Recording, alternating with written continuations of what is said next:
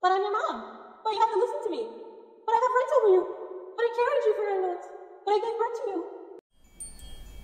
Hey guys, I just wanted to get on here and talk about how some parents act like they have done their kids a favor by having them. For example, I know this is very common in the Desi community, or, the quote brown household. When a couple has a child, they basically treat their child as an indentured servant for the rest of their life. For some reason, they think that because they, quote, brought that child into this world, that the child owes their life to their parents. I really don't agree with that because, first of all, a child is a gift. A child is not something that you can go to the store and buy.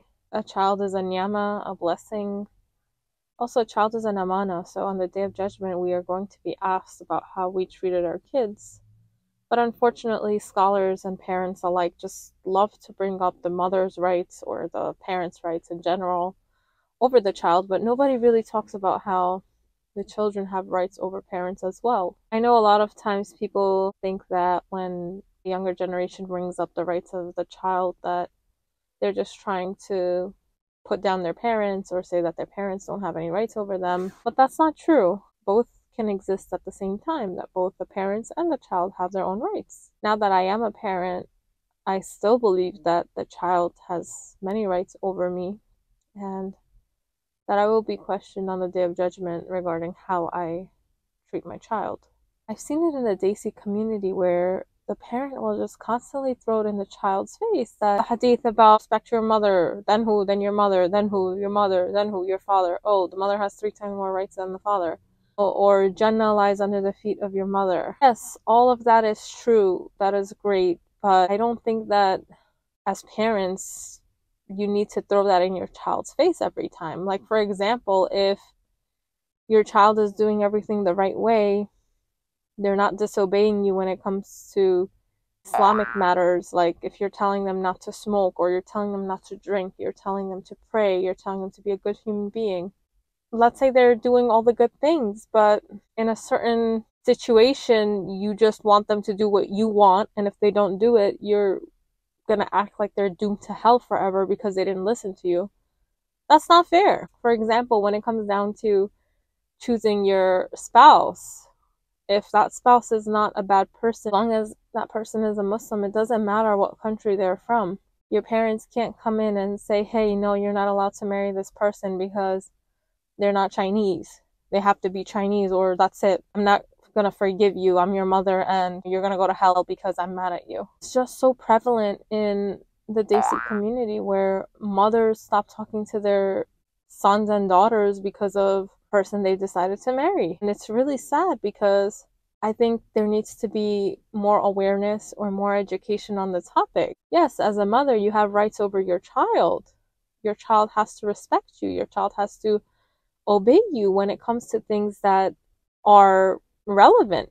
If you tell your child to go make you a cup of tea, yes, a good child would go and do that. They would listen to you. They would try to make you happy. When it comes to something that's totally their right, such as getting married, you can't stop your child from marrying someone that they want, especially if that person is doing everything the right way. There's nothing wrong with the person. The only flaw you can pinpoint is the fact that they're from a different country. First of all, nobody chose to be born into whatever ethnicity they were born into. Nobody chose the family that they were born into. It doesn't matter what country you're from. We're all human beings. And Allah mentions in the Quran that He created us into different tribes so that we may get to know one another. There is no room for racism in Islam. There is no room for nationalism, tribalism, none of that. But unfortunately, people will sever ties with their family members over stupid things like this. Just like there are tons of WhatsApp videos talking about the parents' rights and, oh, there was a family, guy got married, and then when the wife came, she kicked the mother-in-law out. Mother-in-law had to go begging and she had to clean people's homes, and then one day, 20 years later, she ended up knocking on her son's door to clean it, and then they saw each other, and oh my god, life is short. Like, there are so many of those dramatic videos out there, it's sickening. And yes, I say this as a mother myself. Like, when my child is older, inshallah, I'm there and I'm alive, I pray that I will not become that type of toxic mother who will just constantly be like, I'm your mom, but you have to listen to me. But I have rights over you. carried you for 9 months. But I gave birth to you. But this, but that, but no, it doesn't matter. That child didn't ask to be born. That child didn't ask to come into this world. Why are parents acting like they don't enjoy their kids? They act like they did us a favor by having us. And when I say us, I don't mean my parents specifically, but I'm saying in general. Why do they act like them having kids was the biggest thing in the world? That was their decision.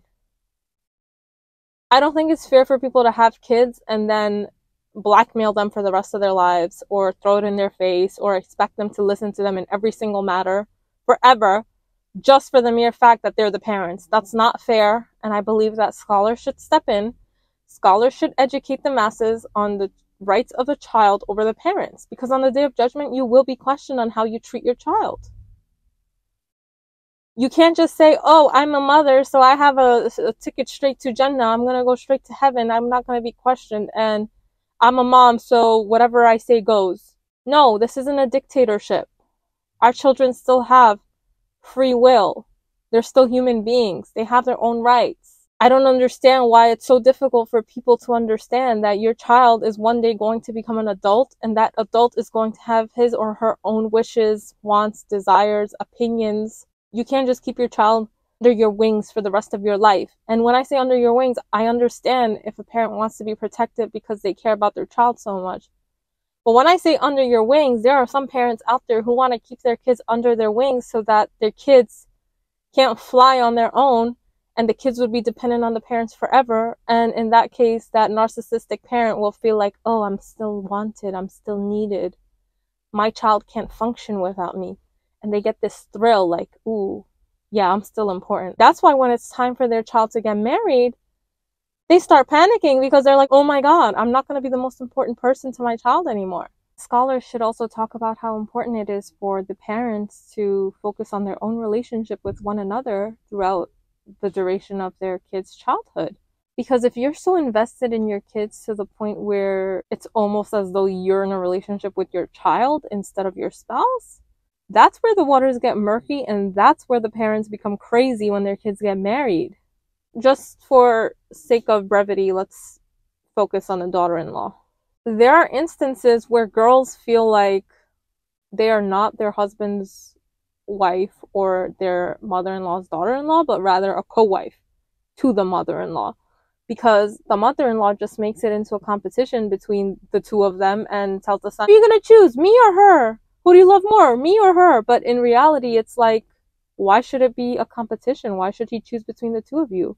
You're both two different people with two different roles, two different relationships to him. That shouldn't even be the case. But for some reason, people really feel like the woman came and just stole the son, or the guy came and stole the daughter. But it's not like that. You're supposed to be one family. You're supposed to love each other. You're supposed to get along.